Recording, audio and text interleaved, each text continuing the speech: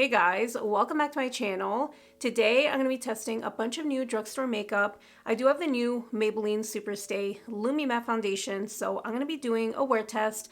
I have a few other things from Revlon and e.l.f. to test out today, so let's go ahead and get into it. Alright, so let's try out this new Maybelline foundation. This is the Superstay Lumi-Matte up to 30-hour wear foundation, and I picked this one up in the shade 128, which is a light medium shade with a warm undertone. It has a luminous matte finish, and it comes in 24 shades. It delivers long wear buildable full coverage that lasts all day. It has a light as air formula that feels like nothing on the skin, resists sweat, water, and transfer, and lasts up to 30 hours for all-day shine control. It's a vegan formula, no animal-derived ingredients, non-comedogenic, and fragrance-free, suitable for all skin types, even sensitive skin. I really hope I can make this foundation work for me today because yesterday I did try it for the first time and it looked super drying and patchy. I just couldn't get it to work for me, so hopefully I can make it work today. So let's go ahead and shake this one up. And actually, before I forget, I did try out the new e.l.f. Power Grip Matte Primer yesterday, but I only used it on the left half of my face when I was trying out that foundation. And honestly, I feel like it made that side look the worst. It just didn't want to adhere to the foundation and it made my skin look extra dry, drier than it already was. I know I've been struggling because it's the winter right now, but this one truly didn't work for me, so I'm not going to be using it today. I am just going to go completely primer free to give this foundation a fair shot. But here is one pump of the foundation. It is pretty runny, so it is a thinner formula. And I do love that this has a pump. The packaging is super pretty. So let's do this side with a brush and then the other half with a sponge. I honestly feel like this is a light coverage right off the bat.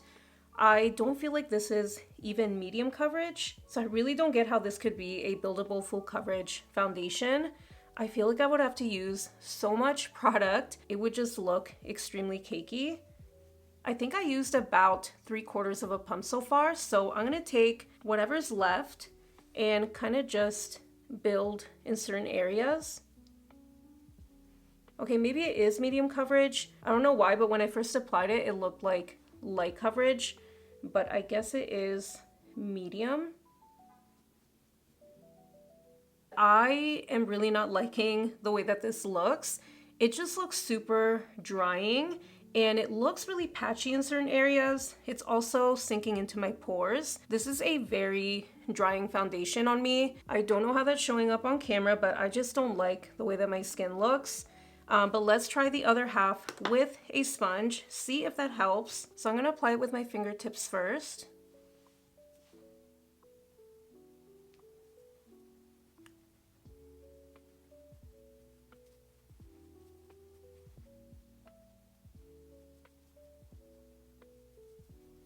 I do think the side with the sponge looks way better. It looks a lot more seamless and it doesn't look as drying. So I am gonna even up the coverage a little bit and apply some to the left half of my face with a sponge. Let's see if this helps.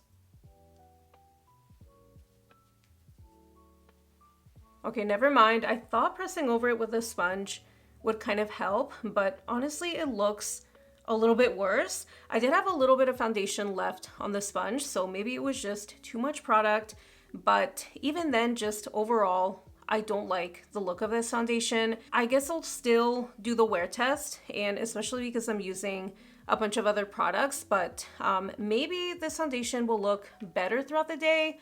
I highly doubt it, but let's just give it a try. I do have another new Maybelline product, and this one I've already tried a few times. This is the Lifter Stix, and I got this in the shade 65. This is technically a neutral shade, but this to me looks very warm toned. But I have been using this as a cream bronzer, and I think it's okay. It's not the most blendable. I feel like sometimes it can look a little bit patchy, and it can kind of stick to certain areas if I'm not careful.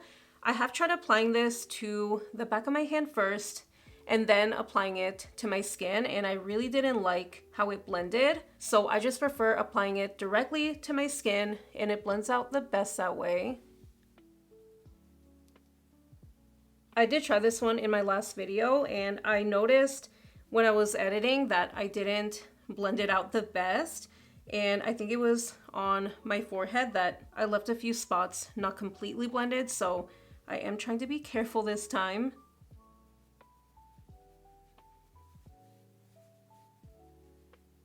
Okay, so it did blend out pretty well over top of that foundation, but I still don't think it's the most blendable. When I first tried it, I thought it was pretty good, but now that I've tried it a few times, I think it's just okay. I don't think it's anything special, and you can get other products that blend a lot more easily than this. It just takes too much effort to look seamless on the skin, and I'm gonna press my sponge over that cream bronzer just to see if I can make it look a little bit more seamless.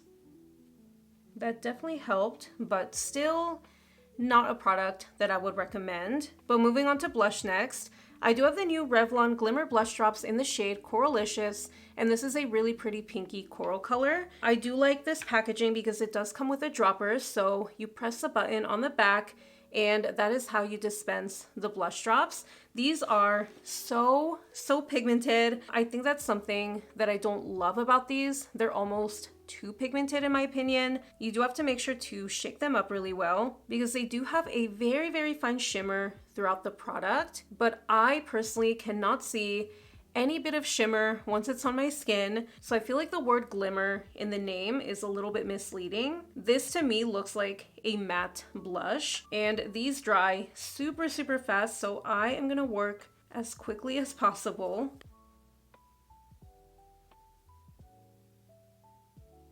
Okay, that is looking a little bit patchy. I think it's just because it dries down so quickly, so you don't have enough time to really work it into the skin. Okay, I am gonna take my sponge and I'm gonna press over the blush just to tone it down a little bit. I feel like no matter how little product I use, it ends up looking like too much on my cheeks. That did help a little bit, but in this area right here, it doesn't wanna blend out anymore. So yeah, I really don't care for this product. There are so many other liquid blushes at the drugstore that perform way better than this one. The one that I can think of off the top of my head are the e.l.f. Camo liquid blushes. I think that's what they're called. Those blend out so nicely and they are pigmented, but they're a lot easier to control. So yeah, this product I think is just not for me. And I just realized that I forgot to apply concealer. I'm such a mess in today's video, but this is the Instant Age Rewind Eraser Concealer from Maybelline. This one is a favorite. So I'm blending that out with my BK Beauty A506 brush.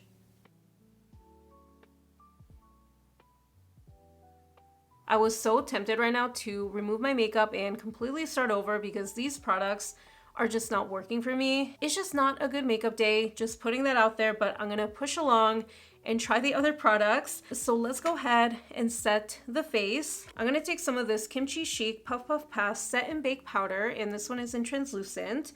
I do have the new e.l.f. Halo Glow Pressed Powder, but this one I believe is a finishing powder, so I'm gonna apply this one over top of the Kimchi Chic one. So pressing that onto my under eyes. And I've been really liking this powder so far. I don't have anything negative to say about it, but I also wouldn't call it a favorite setting powder in my collection. So far, it just hasn't become a favorite, but I do enjoy it. And I can't really pinpoint why it's not a favorite powder of mine. I think I just prefer other ones. So setting my T-zone, and then I'm gonna take a larger powder brush and I'm gonna press that onto the rest of my skin. I know this foundation is very drying on me, but I still need some translucent powder over top because I know I'm still gonna get oily.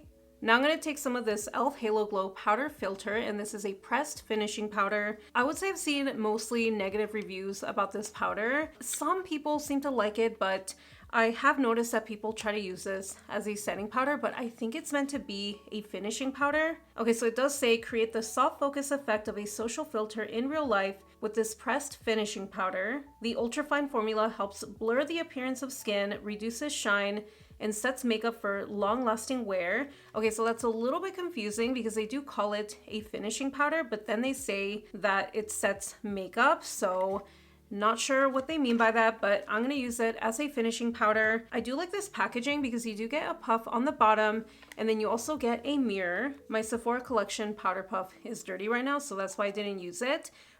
So let's use this actually. I did swatch it earlier and it does look a little bit shiny, which does concern me. So I'm just pressing the puff into the powder, and then I'm going to tap it onto the back of my hand just to get any excess off. Okay, so I am gonna pat this onto my forehead. I did get the shade Light Neutral, by the way. I think I forgot to mention that. I'm not really noticing anything. If anything, the shade is a little bit light, so it did lighten up my forehead, but I'm not noticing any sort of like dryness or cakiness. And it doesn't look super shiny like I thought it would, because I did swatch it and it looked pretty shiny, but I think it looks good. Like I can't even really see it on my skin, so not sure if that's a good thing or a bad thing. Okay, let's try it on my cheek area.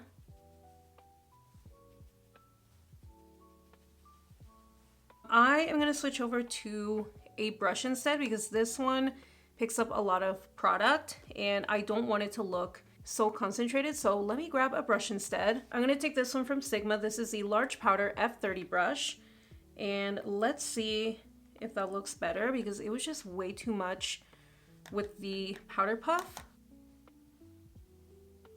And because it is a finishing powder, I feel like you don't need to use a lot of this. Yeah, I don't really notice much, to be honest. Maybe like a little bit of a softening effect, but nothing super obvious. So I'm gonna have to keep testing this powder. Luckily, it didn't make my skin look terrible or anything. I think it did mattify ever so slightly, but it doesn't look super drying on me. So yeah, I'm gonna keep testing this one, but so far it's not a fail. At least I don't think so. I went ahead and filled in my brows off camera, but I'll leave the products that I used down below. But moving on to eyeshadow, I'm gonna prime my lids with the e.l.f. Lock It Down Eyeshadow Primer. And for eyeshadow, I'm gonna be using the e.l.f. Keep It Ethereal Eyeshadow Palette. These are both newer products. I've already tried both of them a handful of times. As far as the eyeshadow primer, I do like how thin it is and it does spread very easily onto the lids. It's not one of those like super grippy eyeshadow primers, so eyeshadows do blend out really nicely over top of it. But I did use it with another palette the other day and I got quite a bit of creasing within a couple of hours. So I don't know if it was a palette or if it's the actual eyeshadow primer, but I'm gonna try it with the Keep It Ethereal palette today and see if that happens. It does feel really slick and almost greasy when I first apply it, but it does set down after 30 seconds to a minute. And clearly this color story is very much inspired by the Makeup by Mario Ethereal Eyes palette, which I don't have. They don't make it anymore. It was limited edition and I just never purchased it. I think I would have really liked it, but I do really like this one so far. The shades do look very similar from what I've seen. The mattes are very easy to work with, and even though some of the shimmers, especially some of the lighter ones in this area, are a little bit too firmly pressed for my liking, so I do have to build them up, but eventually they do show up. I just have to work with them. But these deeper ones over here are a lot easier to pick up and they do show up a lot nicer, so I've really been liking it overall. So I'm gonna start off with this mid-tone peachy shade and I'm gonna apply that into my crease. This one is a lighter matte shade, so I do have to build it up a little bit.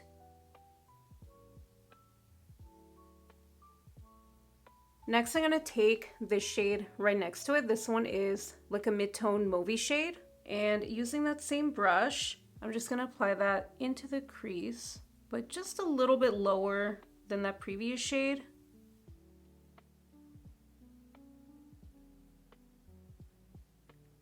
Yeah, these mattes are blending out so nicely. I'm not seeing any sort of skipping or dragging.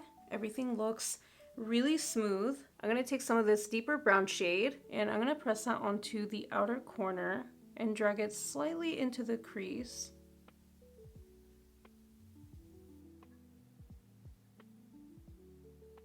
I'm gonna take my fluffy blending brush and blend out the crease again.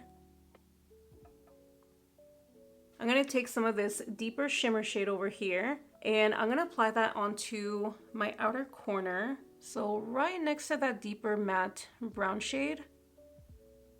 This is one of my favorite shimmers in the palette.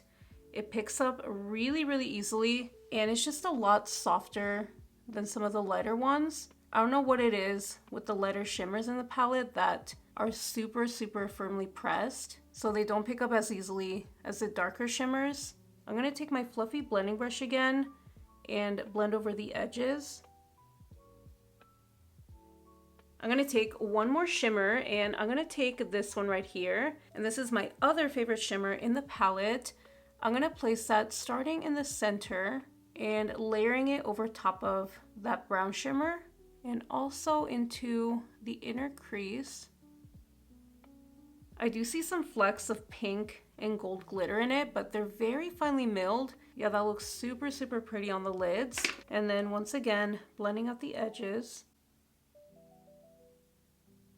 For my lower lash line, I'm going to mix those two lighter matte shades.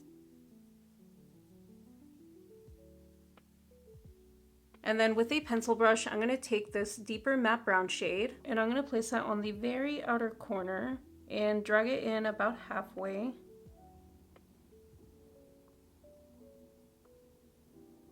I'm also going to take this deepest matte brown shade, and I'm going to use that to line my upper lash line.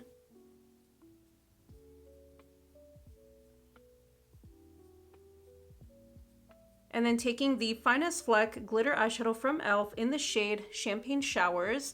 This one I'm going to use as an inner corner highlight. I've been loving this one for that. So popping that onto the inner corner.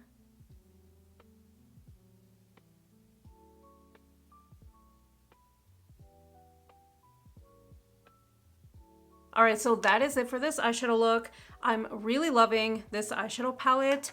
I really have no complaints about it. I guess the only thing I could say is that the lighter shimmers are very firmly pressed, so I do have to build them up, but the deeper shimmers work perfectly, and the mattes I've had no issues with so far, so it's just a really good, affordable palette. I'm going to apply the Clio Kill Lash Superproof Mascara in Sleek Volume. Normally I would apply mascara after setting spray, but I'm not going to be applying any setting spray today since I am testing out the foundation. And then for my bottom lashes, I'm using the L'Oreal Voluminous Waterproof Mascara in Black Brown. I have two shades of the new Revlon Color Stay Multi-Liners, and these you can use for your eyes, lips, and face. So I'm going to use these as lip liners today. I have the shades As Is, which is a warm brown, and Dynamic Doer, which is a neutral nude. But I've been loving these. The formula is very easy to work with, and they do have a brush on the end, which is really handy. So I'm going to apply the shade Dynamic Doer. These are very creamy, but they do dry down after a couple of minutes.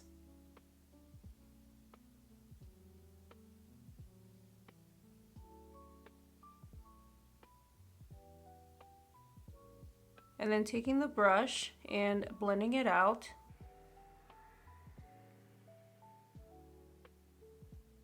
And then this new lip oil from L'Oreal, this is the Plump Ambition Hyaluron Lip Oil, and I've really been enjoying this one. It smells really good. It kind of smells like minty sweet candy, and I love the still foot applicator. It's very precise. I know it says it's a lip oil, but it feels more like a lip gloss to me. It's very comfortable, and it does have a little bit of that minty, tingly feeling, but I don't feel like it's too intense.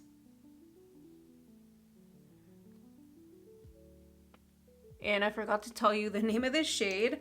This one I have in the shade 601 Worth It. So it's a really pretty pinky nude. This lip oil is very comfortable, like I said, and it does give a tingly, minty feeling, but it's not uncomfortable, at least not for me. It's very hydrating as well, so I've really been liking it. I love that it also doesn't get stringy, which is one of my biggest pet peeves when it comes to lip oils and lip glosses. I really hate that stringy look, but this doesn't do any of that. So that is it for this makeup look. I am gonna wear this makeup for as long as I can. And actually I do want to add a little bit of bronzer, so I'm going to take some of this Maybelline City Bronzer in the shade 200. This is a longtime favorite. I just feel like I need a little bit of warmth, so I'm going to lightly apply that. That Maybelline lifter sticks did seem to fade a little bit, so I'm just adding a little more bronzer. And actually I do have one more new blush, and it's actually a powder blush. This is the Essence Blush Crush, and I got this in the shade 20 Deep Rose. I've tried this once, I'm pretty sure, and I remember really liking it. I usually love Essence powder blushes, so I'm gonna apply a little bit over top of that Revlon one. They actually look very similar. This one is maybe just deeper, whereas the Revlon one is a brighter color, but they seem to have a similar undertone. This one isn't super pigmented, but it does blend out very nicely. It looks really soft on the cheeks. So that blush is super pretty. I thought it was gonna be a little bit too deep for me when I first purchased this, but it works really well. Okay, so now that's it for this makeup look. I am gonna wear this for as many hours as I can.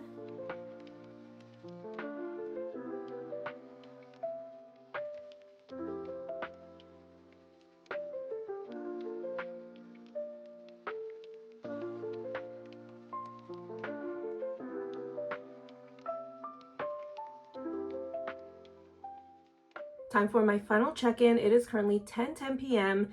and I've been wearing this makeup since around 2 p.m. so a little bit over 8 hours at this point, and I am ready to take my makeup off.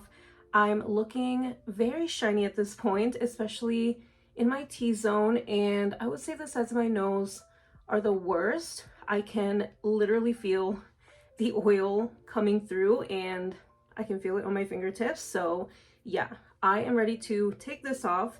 Unfortunately, this Maybelline Superstay Lumi-Matte foundation is just not for me. And not only did it get very shiny in my T-zone, but it did stay looking pretty dry around the other areas of my face. So around my cheeks and my chin area. Surprisingly, on my forehead, it doesn't look too bad. And I feel like it never really looked too dry when I first applied it there. So it's really just my cheek area, my chin, my jaw, and it didn't look too bad around the sides of my nose, but even then, not the best. What's weird about this foundation is that in pictures, I thought it looked pretty good, but in person, it looked just off and not something that I would personally wear again. I don't know if it was the powder kind of like blurring my skin or something, because I did use the e.l.f. Halo Glow as a finishing powder, so maybe that kind of helped it, or at least it helped it to look more diffused in pictures. The only couple of things that I did like about this foundation are, number one,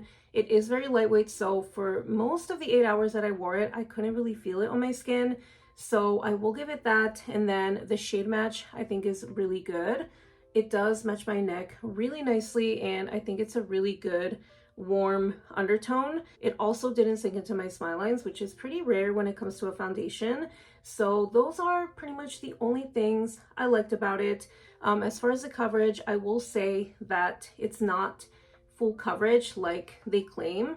I personally wouldn't try to build it up to be full coverage because it would just be way too much product. I feel like right off the bat you get light to medium coverage, so yeah, not super buildable in my opinion. Now, as far as the rest of the makeup, the e.l.f. Halo Glow pressed powder, this one I'm gonna have to keep trying. I feel like it did give a bit of a diffused look to the skin, and I noticed that in pictures and in video it did look kind of airbrushed, and it also gave a little bit of a glow, but not as crazy as I thought it would be. I thought this was gonna look super shiny on my skin. I wouldn't say that it controlled my oils, so it's really just a finishing powder, something I don't really need in my makeup routine, but it is a pretty finish overall. So I'm gonna keep trying this, especially with other foundations. The lifter sticks I think are just okay. They don't blend out the best, but they're also not a fail. The Revlon Glimmer blush drops, these dry down super fast. I would say they dry down a little too fast, and I don't love this finish.